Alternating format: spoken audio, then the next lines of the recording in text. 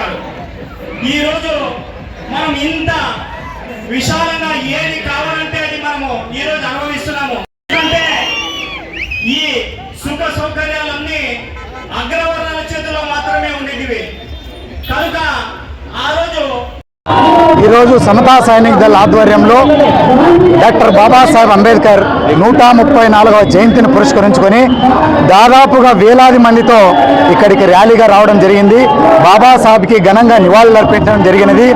రాబోయేటువంటి రోజుల్లో మేము బాబాసాహెబ్ కలలుగన్నటువంటి స్వరాజ్యం రావడానికి ప్రతి సైనికుడు కూడా ప్రాణత్యాగం చేసి మేము బాబాసాహెబ్కి ఖచ్చితంగా స్వరాజ్యాన్ని తీసుకొని వస్తామని కూడా మేము తెలియజేస్తున్నాము. వేలాది మందితో రావడం జరిగినది.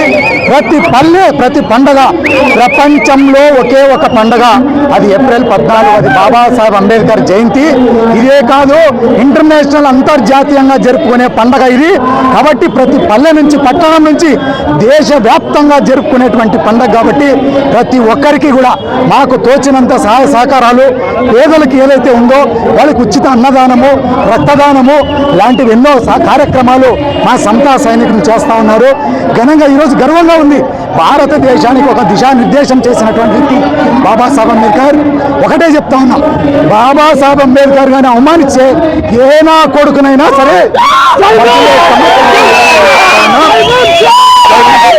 శ్రీరంగయ్య, రాష్ట్రపతి.